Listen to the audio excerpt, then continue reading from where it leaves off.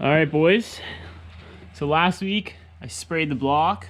Nothing exciting, so we didn't really film that, but I just wanted to freshen it up since we're gonna be putting some nice shiny goodies on it. So it's looking good. Heads are off. I got decked heads for it. Today we're gonna do the cam install as well as hopefully valve springs, Trunnion Upgrade, all that fun jam. This is like, in my opinion, kind of like the budget way to build an iron block. So we got the sloppy stage 2 cam, ARP cam bolts. I already wrapped off this guy, so we're just gonna pull the pulley, and we'll get to it. All right, so we got the pulley off. There's a few ways you can do this. I've got this 3-style jaw puller. A lot of people already know this already, but it sits in these 3 recessed pieces here. Some of the pullers have a longer threaded section, and that actually goes all the way in here because it's designed to actually accept the puller. Mine wasn't long enough to bottom out, so all I did is just take a bolt, drill a centering hole in it, and as long as the bolt and washer fit nicely there, then you can use that. You obviously just want to make sure that your washer isn't on this, because then you're not going to be pulling anything out. So we're going to slap this valley cover off and take a look at everything else. All right, so we got the timing cover off. Next thing you want to do for the cam install is you want to find TDC. So on an LS, you can see this little notch right there on this cam gear. And then there's also a notch on the crank gear. It's kind of hard to see right here, but it's a little circle notched into the crank gear. And you just want to make sure you line those 2 up. That'll put you at TDC. And then you can pop out the 3 cam bolts and continue with the install. All right, so I've just zip tied the timing chain out of the way. You want to turn the motor upside down so that the lifters don't fall in. And then what I do is just take, everybody does this, you take 10 mil water pump bolts, and it just gives you a bit of a handle to hold on to at the cam. And then it's just a matter of kind of wiggling it and pulling it out. You want to just kind of be gentle with it. Don't want to damage any of the lifters. Just kind of keeping like an even pressure, spinning it around, and guiding it out. As I'm pulling it out, I'm looking at all the lobes, just making sure there's no major scoring or anything. And this cam looks pretty good. So we're gonna grab the other cam, we're gonna lube it up, it's assembly lube, and we're gonna throw it back in. The new cam, I put a good amount of assembly lube on this thing, and the install process is very similar.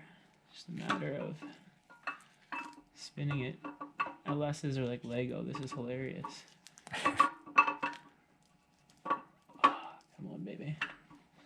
I didn't look at my cam bearings because, as everybody says, if you look at them, they're bad. And I want good cam bearings, so. Sick, that's it.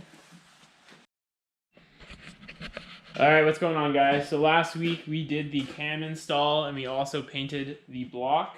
So it's looking super fresh. Pretty happy with it. It's just one of those things, I'm kind of like that. I like to take the extra time if I'm doing all the work and I have the engine out. It needed a good paint job, and like when you look at the engine bay, it's kind of the first thing you see. So we're putting all these new shiny parts on it, so I wanted to have the engine look the part. So we painted it, installed the cam, resealed everything, and today we're going to deal with the valve train stuff. So this is a set of decked 243 heads that we grabbed last year, and they're hot tanked, looking real clean. We only decked them 20 thou. Today we're going to take all these valves, clean them up, lap them. We've also got some packed 12-18 valve springs, some new valve stem seals, and the comp cams Trunnion Upgrade.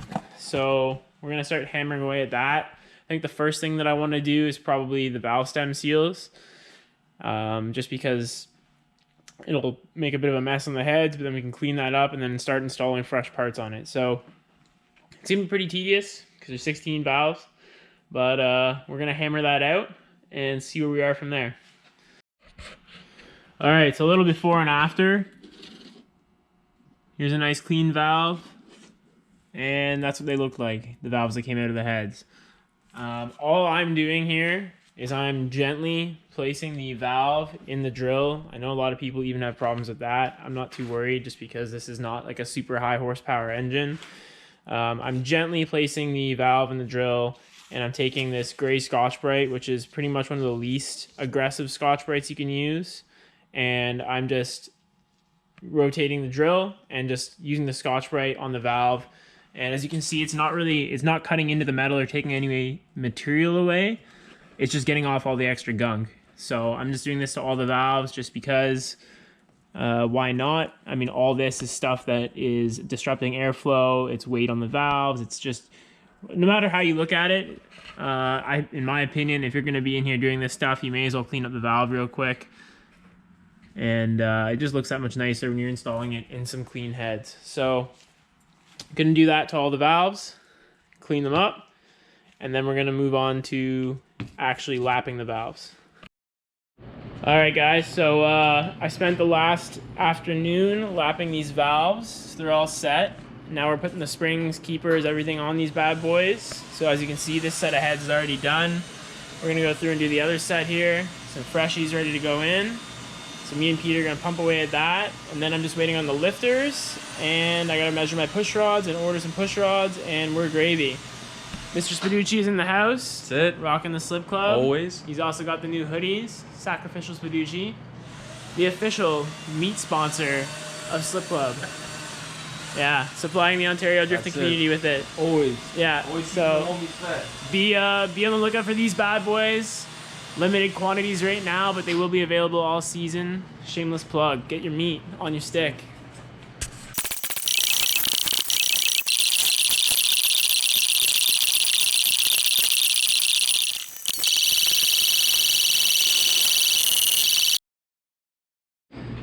All right, guys, me and Spaducci Man 5000.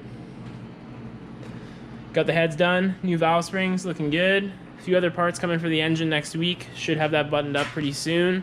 And then we can move on to sorting out the rear end stuff, getting the car painted and tuned. We got a month till SEMA. Let's get this bread. Let's go.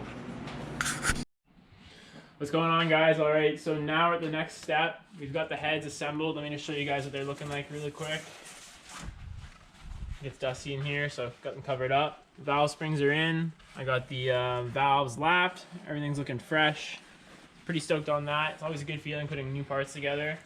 So what I'm working on right now is the Trunnion Upgrade. So as you guys can see, all the old bearings are in here. I've been pushing them out. The difference in this upgrade mainly is just that these are cageless. So when these needle bearings go flying, they're all in there.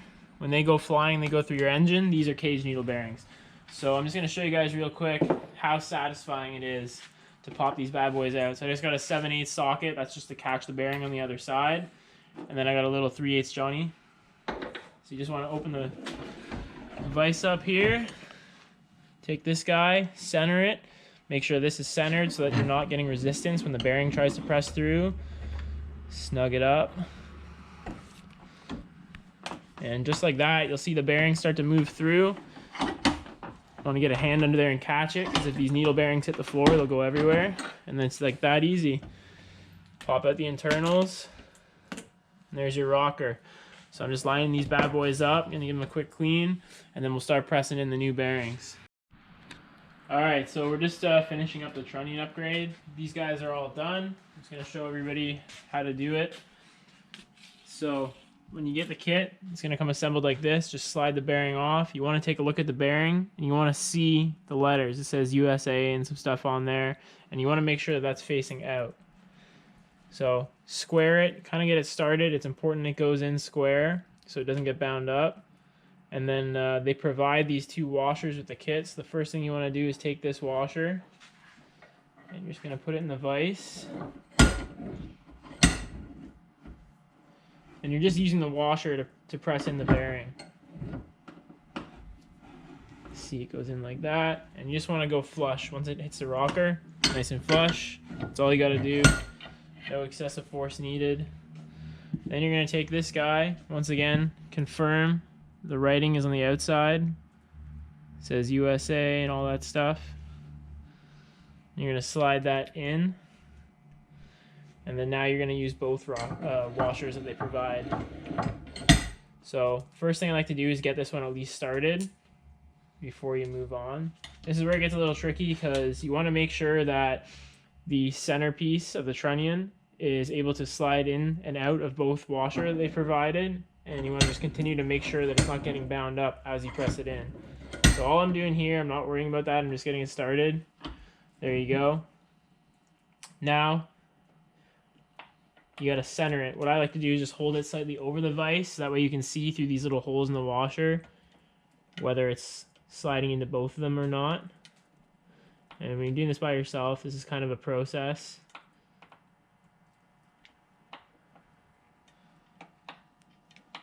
So it slides into this one. There we go. Oh, see, now one moved on me. So tighten the vise up a little bit. You can see that it's bound up a bit.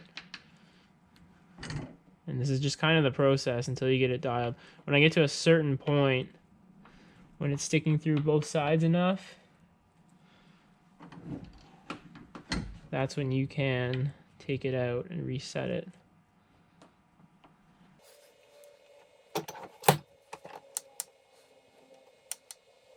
That seems like a pretty good spot right there.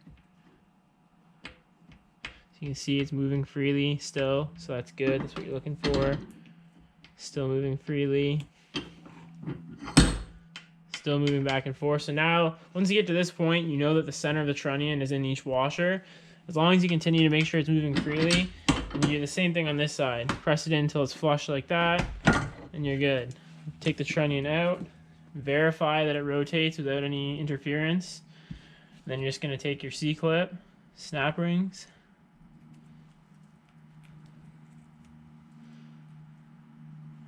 Jesus, there we go, and just snap these guys on either side. So got the heads assembled. This head was obviously installed, as you guys can see. I'm going to show you guys just what I was doing basically on this side. So the first thing we're going to do is lifters and trays. I'm reusing the trays. I got the LS7 lifters here, soaking in some oil. So we're going to assemble these bad boys right quick.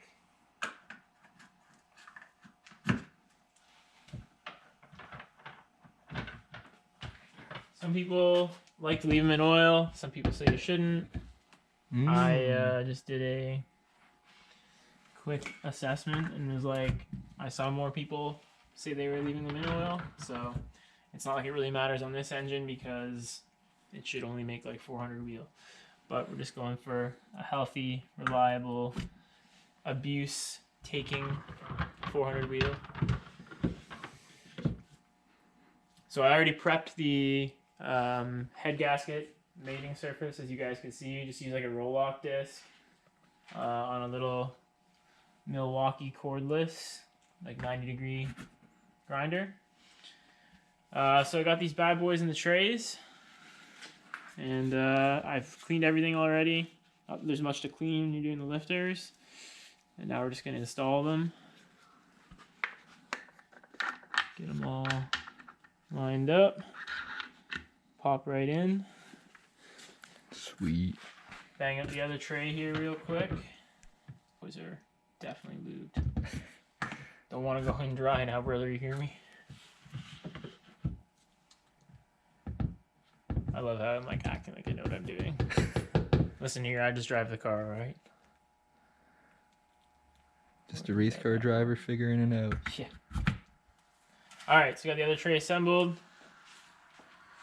Make sure the indent's up. Slap this guy in.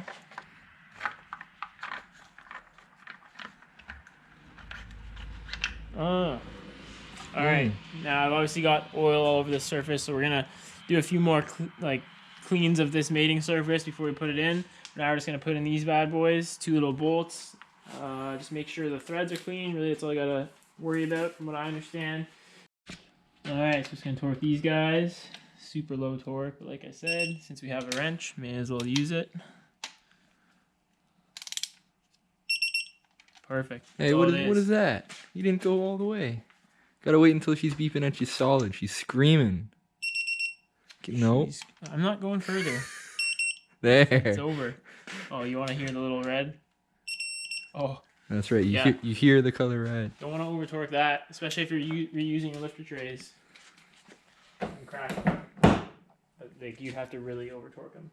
You'd have to be uneducated about this topic, which is me. Like, I just drive the car, brother, like I said.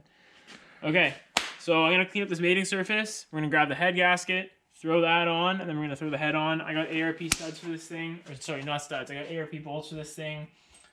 So it's just nice because they're not torqued to yield. So, you know, if we're trackside or whatever, God forbid we actually have a problem, we have to pull the head off because that would suck. At least we can have the confidence that we can reuse these bolts. And yeah, we're almost there, boys. All right, nerds. So all the bolts are just walked in, and now we're gonna go through the torquing procedure. I'm obviously not gonna film all that because it's pretty long, but if you are doing this yourself at home and you're actually watching this video because you want to learn something, you can go on like just any simple Google search of the torque pattern for an LS head. You'll find tons of information on that. But it varies. Like with ARP, for example, these are bolts, not studs. And then there's two different torque specs based on whether you're using engine oil, like 30 weight engine oil, or whether you're using the ARP super torque formula they have. Obviously, like, that's recommended, but this isn't some crazy motor, and I'm doing this in a pinch, so I'm just going to use motor oil. But one thing that's really important to know when you're doing this is to thoroughly clean all your head bolts in the block, like brake clean. I took an old OEM head bolt, and you can cut a slit in it that will force gunk and material out as you turn it in. It's a classic trick. Everybody knows that. But I thoroughly went through all the bolts, cleaned everything, blew them with the air gun just to have that peace of mind. And then also, obviously, this hardware is new, so it's nice and clean. That way we're going to get as accurate as a torque value as possible. So we're going to go ahead and go through the whole torque sequence, and then the head will be installed. Alright guys, so progress on the LS. Everything's on accessories except for the power steering pump. She's looking super clean, super fresh. New starter, new plugs, got the ARP hardware on there. Last thing on the to-do list for the engine was the rear main seal. So we got a fresh Johnny waiting to go in. Just cleaning up all the mating surfaces and everything right now. There's our new cam from the back end. And last thing I'm gonna do here is just this little oil barbell. So I pulled out the old guy here. Just put a self-tapper in the back. Will you quiet down? Put a self-tapper in the back of this bad boy and just use the self-tapper to pull it out. And just gave it a little clean in there. Gonna slap this thing in there. Put the rear main seal and cover back on, and she's ready to rock. And at that point, pretty much every seal on this motor has been replaced, so it's just nice peace of mind. We got a freshie, boys. Now you can make noise, god damn it. Alright guys, so my push rods came in. Went with some comp cams, high-tech chromoly push rods, 7.4s with the preload and everything with the LS7 lifters, the heads being decked. The equation worked out that I could still use stock length push rods. So but we got some heavy duty guys in there. Valve trains all torqued down and assembled. This is the final steps. I'm gonna clean everything up, get the intake on, do a once over on everything, and then the engine's gonna be buttoned up and we can move on to some chassis stuff. Sick. All right, dudes and dudettes, she's all buttoned up. Accessories are on, minus power steering pump. Intake is gonna go on after, once it's in the car, because I run my wiring harness through underneath the intake just to keep everything clean. And headers will go on once it's in the car too, just for clearance issues and whatnot. But besides that, she's good to go. Stoked on that. Some fresh parts. Hopefully she sounds as fresh as she looks. And then the next step now is gonna be sorting out the rear end. So like I mentioned, Part Shop Max bushing should be here in the next couple of days. And we'll get those bad boys welded in. This is already prepped. Look at me, Mr. Plan Ahead here. It's gonna be a crunch, but fingers crossed. Hopefully we can get this thing tuned and painted. Painted, we'll see. That's a kind of a maybe, but definitely tuned for Drift Jam May 16th. So we'll see. Crunch time is on.